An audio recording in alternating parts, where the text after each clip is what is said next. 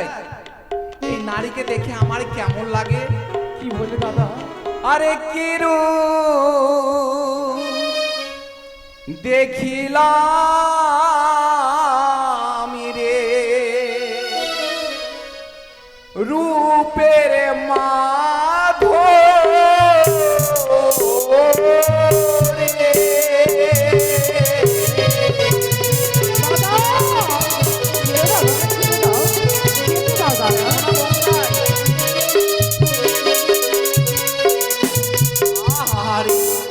এত সুন্দর রূপ আমি যে কোনোদিন দেখি নাই বঙ্কাই, তাই বলি বঙ্কাই। আরে মস্তকের কেশ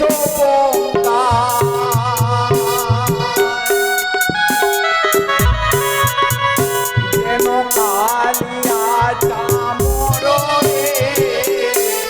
রূপে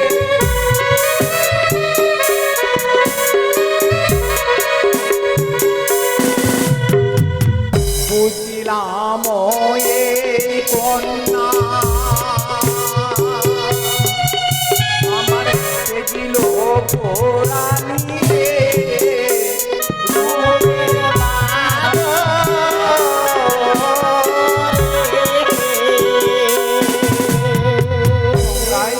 দাদা গো, এত সুন্দর রমণী আমি কোনোদিন দেখি নাই।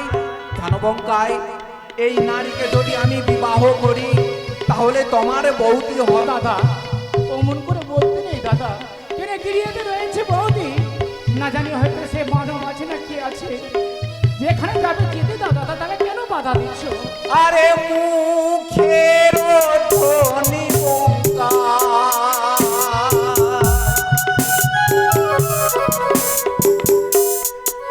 যেন কোকিলের ধ্বনি রে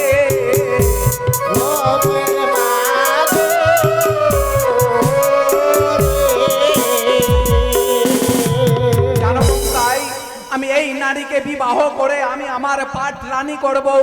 সে যখনই আমার সাথে কথা বলবে আমার হৃদয় খানা জুড়িয়ে যাবে বঙ্কাই। সে যে কোকিল কণ্ঠী, আরে করে নেতে দেখি বঙ্কাই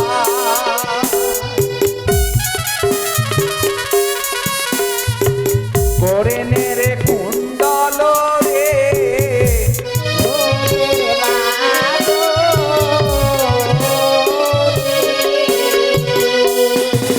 আরে এই রূপ নাহি দেখি এই মণ্ডলে রে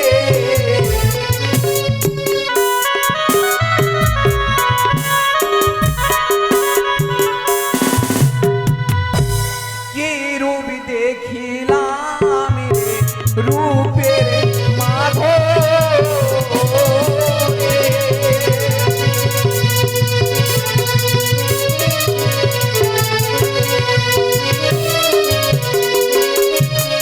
দাদা গো, তোমার দুই চরণ ধরে বলি দাদা, তাকে ছেড়ে দাও দাদা, কেন না। বাধা দিচ্ছ? বাবা যখনই শিকার পেয়েছি কোনো মতেই ছেড়ে দেব না।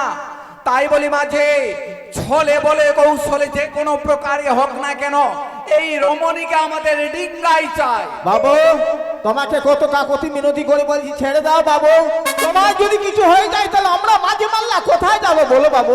তুই হবে না মাঝে, কিছু হবে না। সবাই প্রস্তুত, এই নারীকে চাই। বেশ বাবু। সুন্দরী তুমি আমার পক্ষে চলে এসো।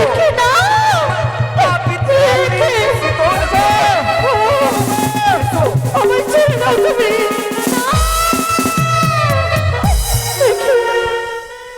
বাবু ধরে নিলাম বাবু, ধরে নিলাম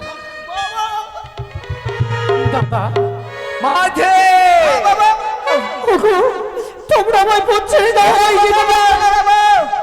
হ্যাঁ শোনো, তোমরা যদি আমায় এইভাবে আমায় যদি ধরতে এসো তাহলে আমি তোমায় অভিশাপ করতে পারি, তাই বলে আমায় পথ ছেড়ে দাও, আমায় যেতে দাও।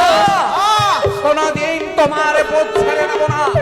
চলে এসো সুন্দরী, আমি যেতে পারবো না, আমায় ছেড়ে দাও। চলে এসো। না,